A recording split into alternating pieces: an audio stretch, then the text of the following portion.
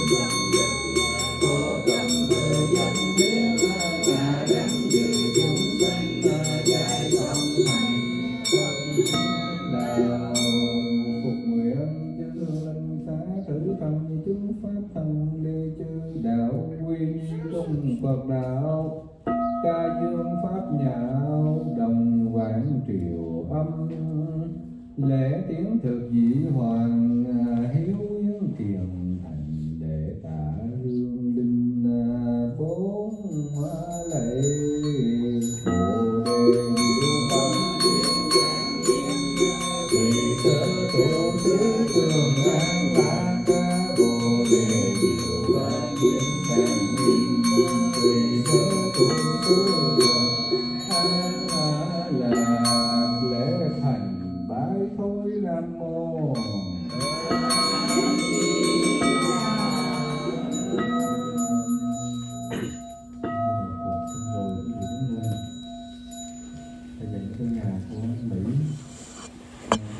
thứ bảy chúng ta sẽ bắt đầu lúc 10 giờ, cho nên các vị có đặt trước khoảng 10 giờ đến 10 phút. Mỗi thứ là để sẵn sàng. Trong đạo tràng có 32 vị tham dự, chúng ta 10 vị là 42 với các chú thợ nữa đấy, tổng cộng 50 người.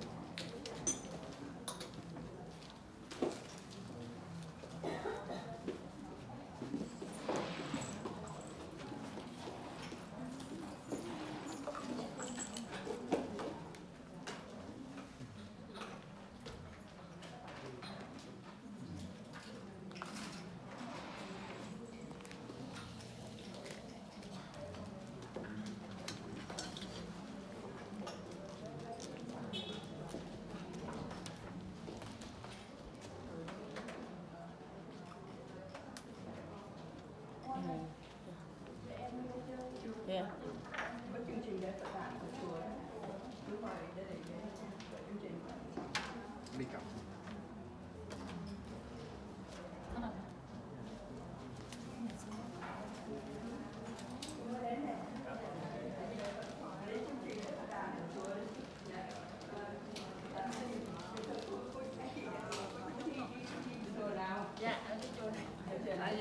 Tại mất ở đây, em đem ở đây.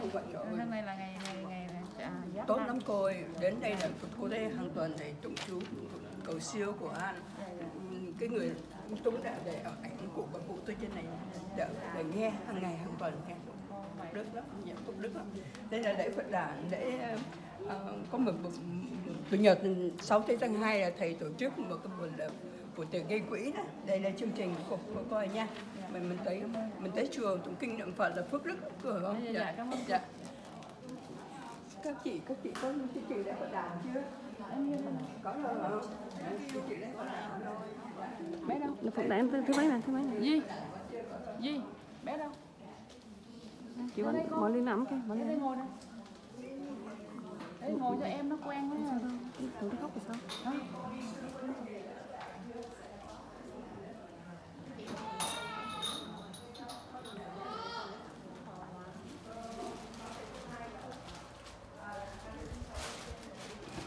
You want nói.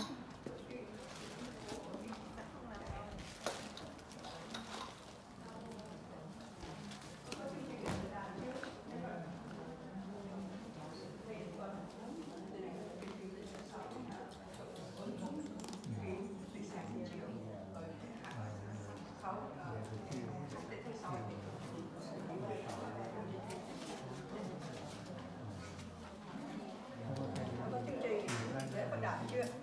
Để của con này.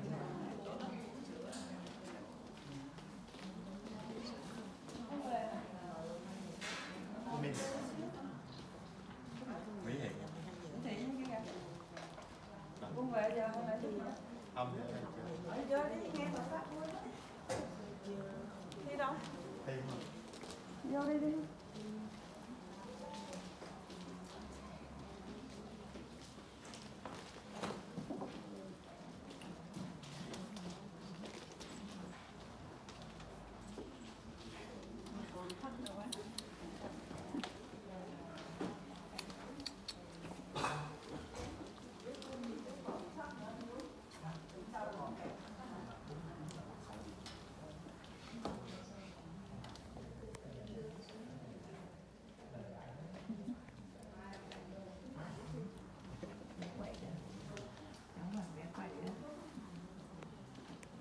Hết hồn ghê lắm. Con này bà ngoại nó ghê lắm. Ngoại ở nhà cho thằng nó hết rừng trời nó không nhiều bạn nó đi làm.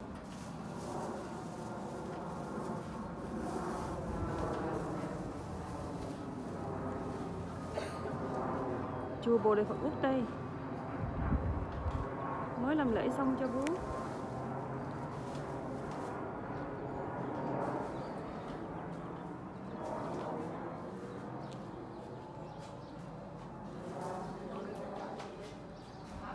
Một lát người ta ăn trưa ở đây.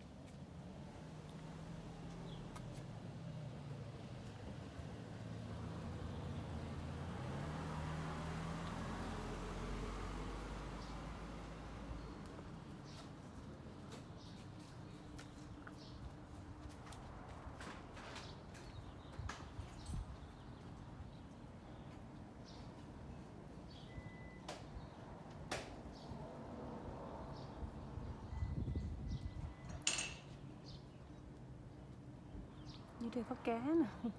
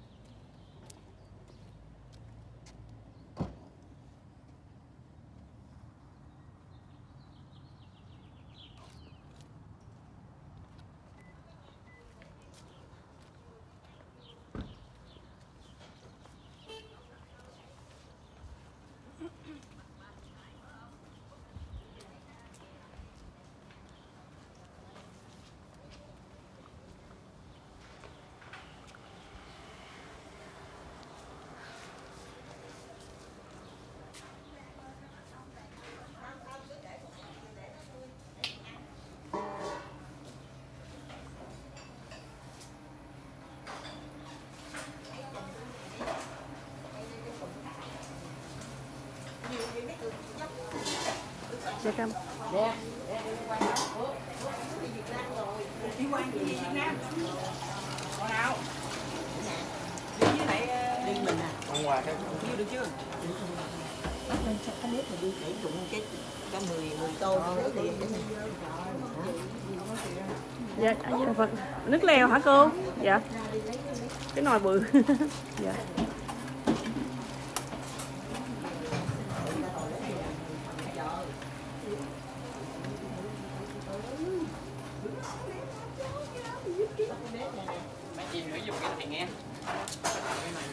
ủa cái thớt để của Tán để cho con. Ủa của Tán sao cái tuổi cái con của Tán tay trên vậy? Chắc nè, con mới 10 tô thì cho người ta đem lên về. Dạ gớt mực á. Dạ, À vậy hả? Em cũng biết gạch cho lẹ. Cho mấy cái nhỏ nhỏ, gãi này cho cô Tán. Phiền quá. Để gửi cho anh Mỹ làm gì sao? Hay sao?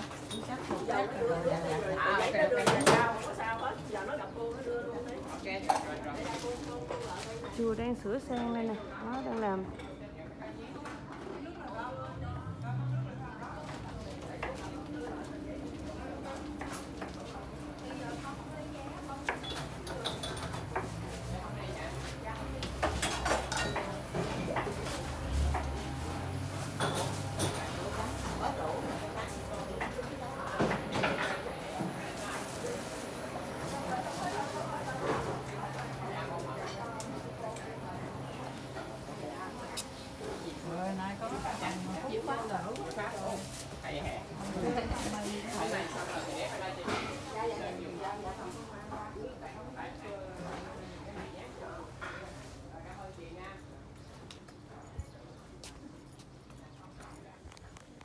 Hôm nay là giỗ của bố rồi thì làm lễ xong về chờ thầy giảng xong rồi.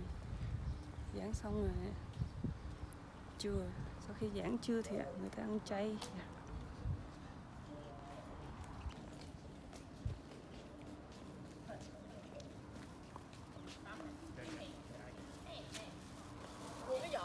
Biết rồi, biết rồi.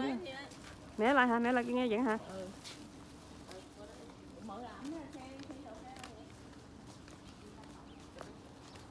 Cho bé lại thờ Phật cái hùng. Sáng cái. Angel. Kêu Angel.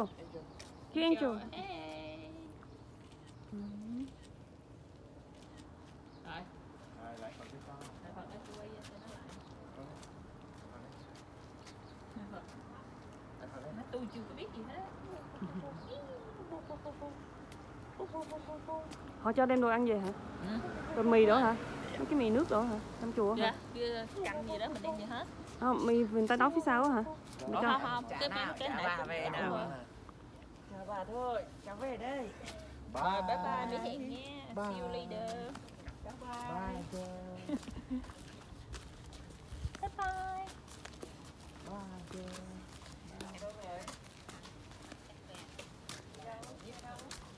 cái này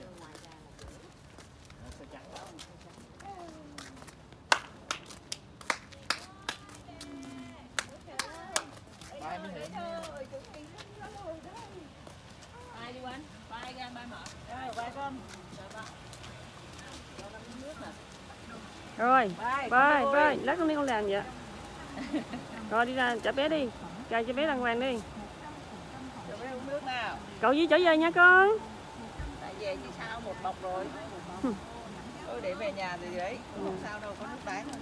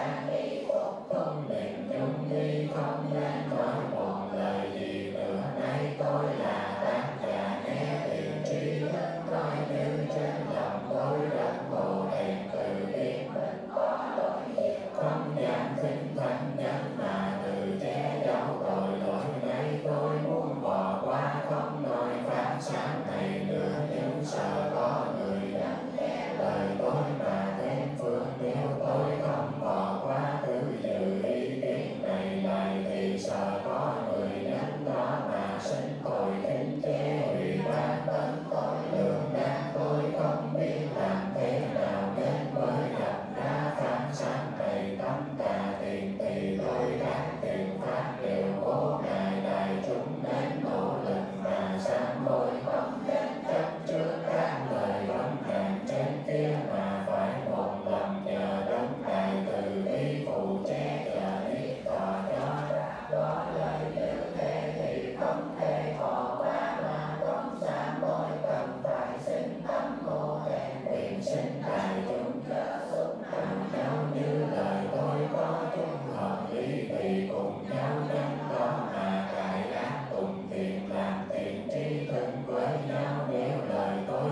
không hợp ý đại chúng thì sinh đại chúng hoan hỷ bố thí nhân cơ lại làm tán tri thức mà đến cùng nhau kết thành bồ đề quyến thuộc như phần sân trước thứ 10 từ vui mừng ngày nay đại chúng đồng nhiệt trong đạo tràng từ khi quy y trở lại đây biết độ chỉ đức là nơi nương tựa của tất cả đoàn đi sám hối đi tội ác mê lầm đều tiêu diệt tiến đến phát tâm dịu dắt nhau tu hành thì cởi mở đường oán thù tiêu diêu tự tại như thế thời đại chúng ta lại không hân hở vui mừng hay sao nay nói ý nghĩa những điều đáng vui mừng sung sướng thì trong kinh chép rằng có 8 đàn khổ. Một là địa ngục, 2 là ngạ quỷ, 3 là súc sanh, 4 là biến địa, 5 là trường thọ thiên, 6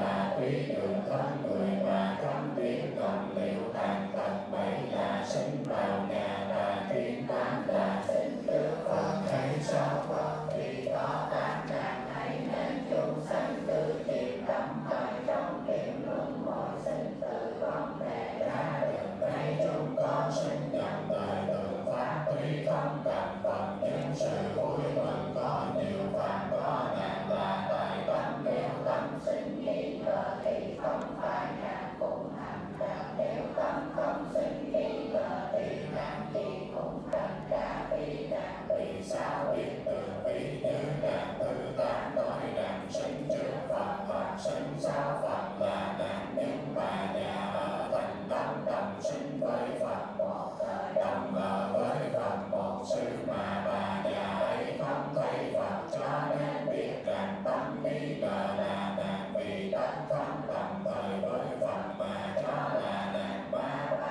ôm lòng ác độc trong khi còn sống đã đọa vào địa ngục tròn nghe thuyết pháp còn đổ đường đạo bồ đề. Vậy chắc gì là nhân gian hay thuyết thường mà liền cho không có nan tâm. Nếu biết tiêu tiền thì quả báo bình đẳng cõi trời lục dùng là cao quý mà đọa địa ngục súc sanh là thấp hèn mà lên được đạo tràng. Thế nên tâm tà càng thành tròn tâm chánh thì tròn đàn thành phố. Ngày ngày nay đại chúng đồng nghiệp trong đạo tràng vì tâm bi nên gặp biển không phải đàn thành ra đàn. Nếu tâm chánh thì đàn thành phi đàn đấy thì cứ ra một điều ấy cũng đủ hiểu rõ trước Phật hay sao Phật đều là chánh pháp. Biến địa súc sanh đều là đạo tràng. Nếu tâm chánh thì không còn đàn nữa. Bằng tâm còn nghi ngờ thì làm thành ra vô lượng những điều vui mừng như thế. Thực thật không phải là trong vận dụng hàng ngày đại chúng không tự biết công đức của mình. Nay tôi sơ lược trình bày qua sự vui mừng theo thiện kiến của tôi để đại chúng tự suy nghĩ. Nếu biết được sự vui mừng của mình thì cần phải tu tâm xuân để tự vui mừng những gì Phật dạy. Điều không khó thoát khỏi ngay chúng ta đã cùng xa lìa được khổ địa ngục, đó là sự vui mừng thứ nhất. Ngạ quỷ khó thoát được ấy, chúng ta đã thoát được những thống khổ của ngạ quỷ, đó là sự vui mừng thứ hai. Súc sanh khó xả bỏ ấy, chúng ta đã thoát được quả báo súc sanh, đó là sự vui mừng thứ ba. Sinh ở biên địa nhân nghĩa ấy, chúng ta đạt được chúng ở giữa môn đồ có Phật pháp lưu hành đến thống thừa hưởng được giáo lý những màu của chư Phật, đó là sự vui mừng thứ tư. Sinh đến cõi trời không biết trọn cõi không thấy, chúng ta ở đây đều được trọn các lành, đó là sự vui mừng thứ năm. Thân người có được một phen món khó, có trở lại ngay chúng ta là người, đó là sự vui mừng thứ sáu. Sáu căn không đầy đủ thì không trồng được căn lành, ngay chúng ta đều được thanh tịnh hướng về pháp môn tâm điều, đó là sự vui mừng thứ bảy. Có thể trí biện thoát, tức là không phải đạt mà thành đạt, ngay chúng ta nhất tâm hướng về chánh pháp, đó là sự vui mừng thứ tám.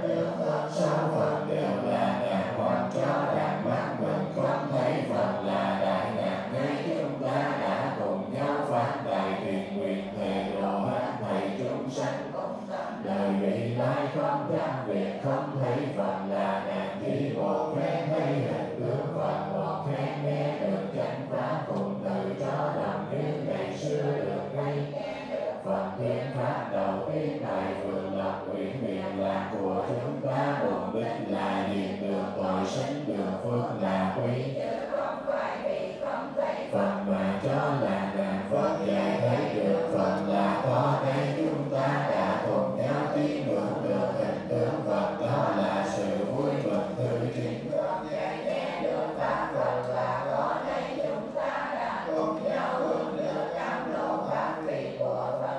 Là sự vui mừng thứ 10. Phật dạy xuất gia được là có đây, chúng ta được từ thân căn ái trở về với đạo, đó là sự vui mừng thứ 10. Phật dạy lời cho mình là dễ lời cho người, đây chúng ta một lạy một bái đều vì tất cả chúng sanh căn 10 phước mà hồi hướng gốc được, đó là sự vui mừng thứ 12. Phật dạy chịu cực đường là có đây, chúng ta mọi người đều chịu cần xin làm lành không nghĩ không biến nhát, đó là sự vui mừng thứ 13.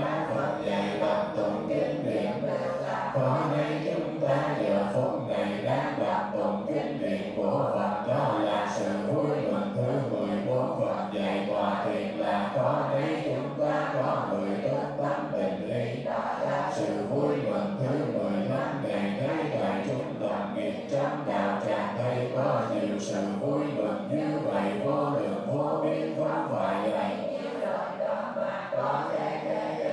Phật người ở đời vui khổ đều được một điều vui mừng, còn hơn hờ thấy muốn gì đây chúng ta có nhiều điều vui. Vô ngày đừng vô ngày này đều nhờ sức quái thần phước tác đạo, chúng ta mọi người đều nên nhớ từ ơn đức Phật pháp tác đại chúng nên tha thiết đầu thành lành lệ tám bảo nguyện sinh thay ngày hết thầy quân vương để chúa hộ cảnh cha mẹ sư trưởng thượng chúng hạ hòa tinh khí đàn quyền tiền an tri thức chư tiên hộ tề tử vương tâm minh trình trần thiên địa hư không tàn an tụ hộ trì chú ngụ phương tâm thần bát bộ chư đại ma vương bồ đề đại ma nhân tiên ma vương nhiên ma vương thái sơn phụ quân bồ đào thần đám cùng vương và các quan thủ trong địa ngục đồng ca cho đến vô cùng vô tận các tội hữu tình có thần thân có phần tánh trong ba tội sáu đường quyền vì các chúng sanh thấy mà quy y cần tư công giới hết thảy 10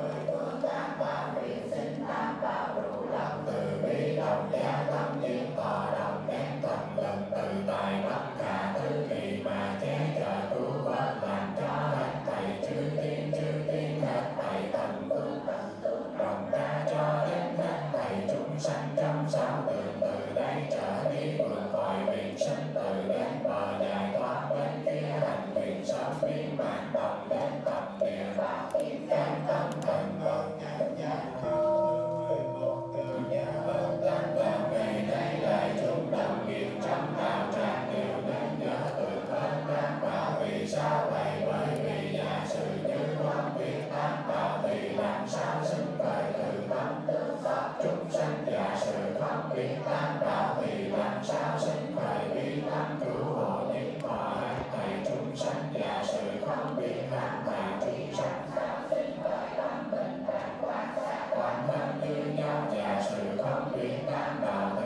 làm sao có được diệu tri chứng đạo vô thường và sự không biến tam bảo thì làm sao hiểu rõ đường lý không chân thần vô tướng mà tu hành Phật dạy thân người khó được hay đã được lòng tin khó sinh hay đã sinh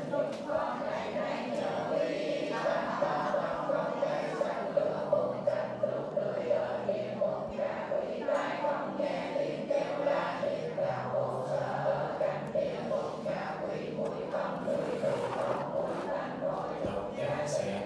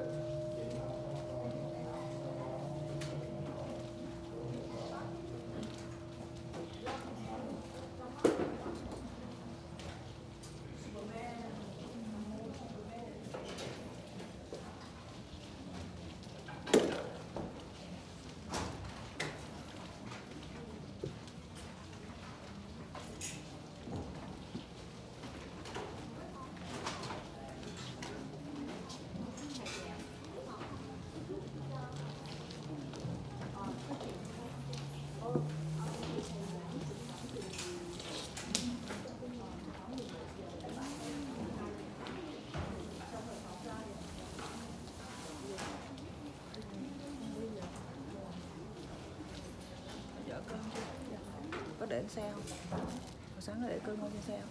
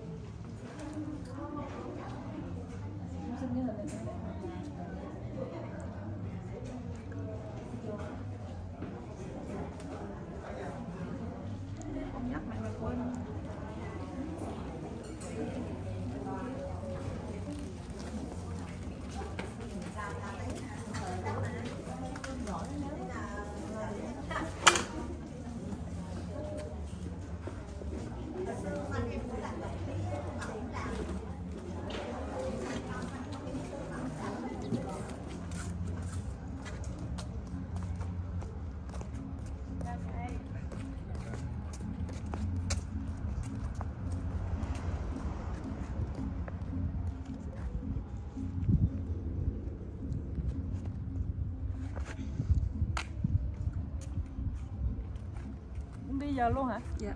Cơm để trên xe hả? Dạ.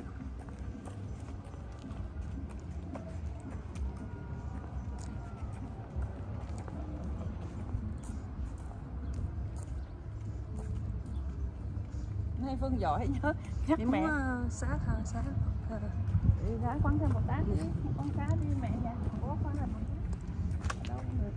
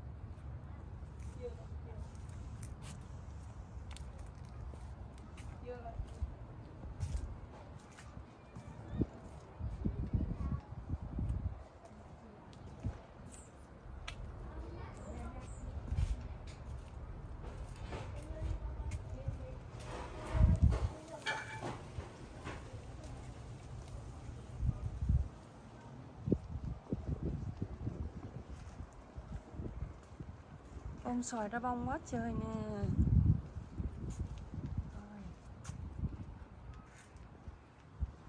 Bông táo.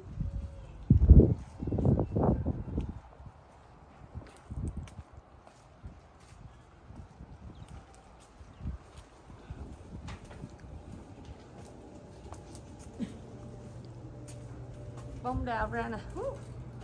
Quá trời bông đào luôn. Có trái luôn. Hello. Trái bông đào. Cái ớt cao quá trời cao. Cao quá trời. Dạ. Bông plum là bông mận Mỹ.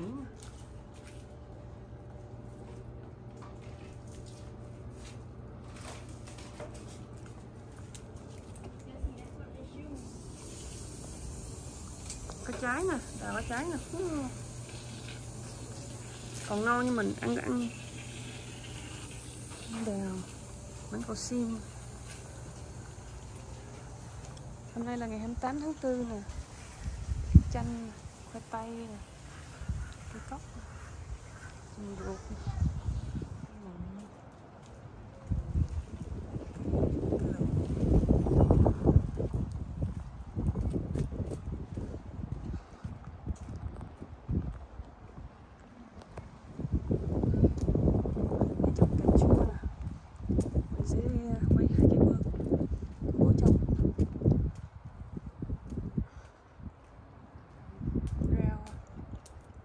Bầu. Bố thích trồng bầu dưới nước. Rau đắng, salad son, cải xanh, cải salad, lá chua, bánh xèo, lên tốt chưa? Trồng cái mốt bầu nó sẽ bò lên cái vàng tre này. Cây nhãn có bông nè.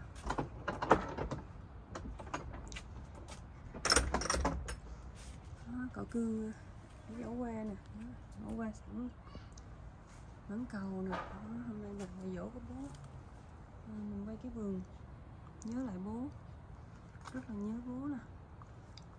Cây chanh Thái Lan, hành lá nè, cây mãng cầu, có trái đây nè, trái mãng cầu này.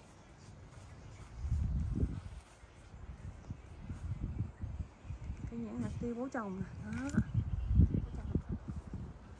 Phương trồng đây xà tỉnh Thái Lan nè, bố trồng 2 cây bơ nè, bằng cái hột nè, có trái ăn nè. Bây giờ nhân quả, để cái quả lại cho mình. Bố là bố trồng cái nhân, rồi bố trồng cây hồng mềm nè, cây hồng mềm bứng từ bên kia qua nè, đó, bứng từ bên gốc bên đường qua, giờ nó mọc lại, mùa xuân nó mọc lá ra lại nè. 2 cây bơ bố trồng bằng hột nè, thanh long, cây vải nè, cây cam, có trái hết, cây tắc, hai trái ăn, cây bơ nè, bố trồng bơ nè, có trái nè.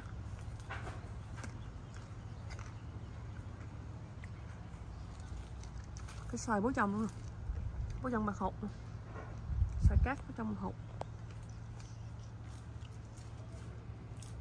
có trái bơ nè.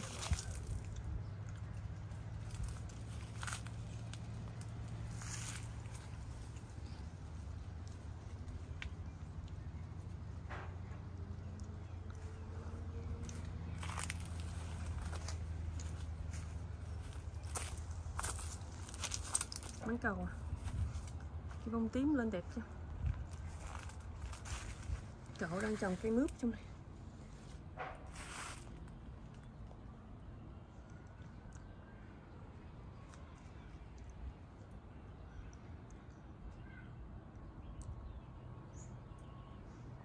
Nhìn cảnh vườn nhớ bố. Mẹ trồng cây đu đủ, cam ra bông, có trái nè.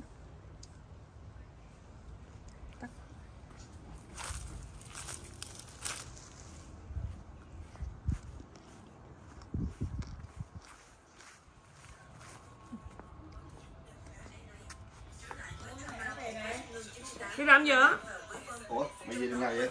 Mới về, đi làm gì vậy? Ủa, mày bị về trong này hả? Ừ. Chứ rồi sao sống nghe vậy? Đi phía sau. Mẹ đâu? Mẹ hả? Ủa mẹ chở cũng vô hả?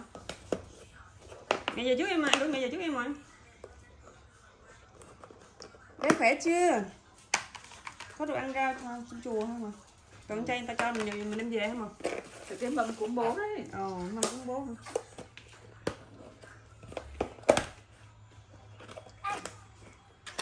Ủa mẹ tưởng mẹ về mẹ còn chở cà phúc trắng đi vòng vòng không?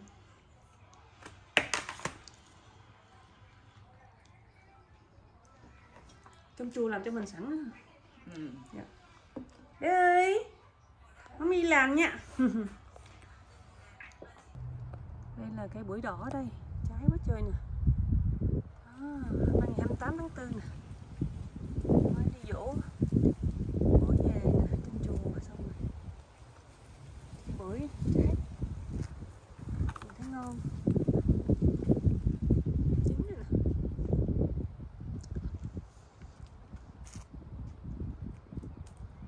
Cây bưởi ngon quá. Năm nào cũng có trái.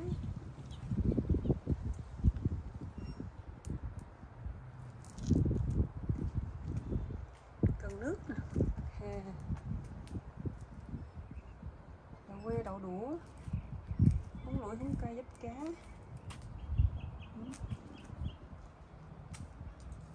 Cây lá giang,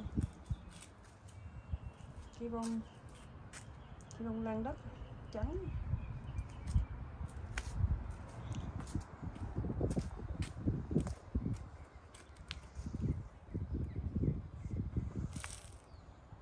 Cây mai nè.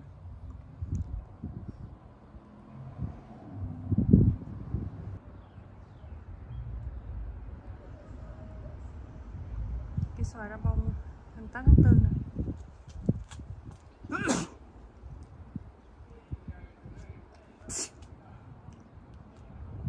Quá trời bông luôn.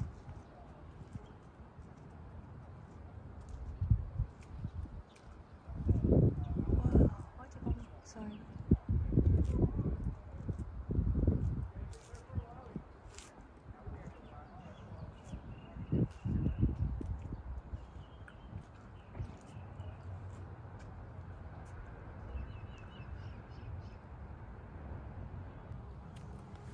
Sống đời đỏ nè. Đẹp quá. Sống đời vàng đây. Sống đời trắng. Bông cúc nè. Bông lily nè, bông kèn.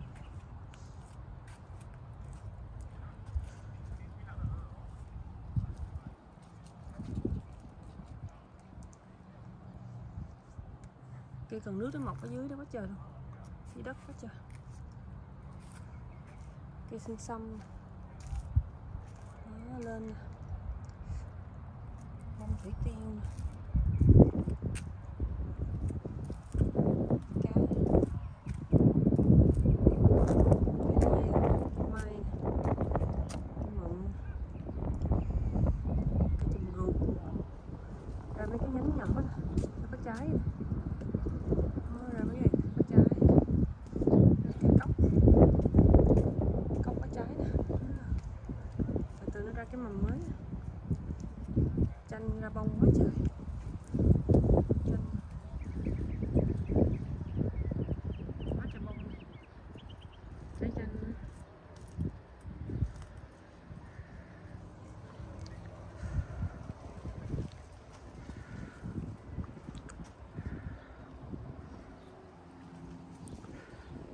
Cái muối dưa ra hột để dòng giống.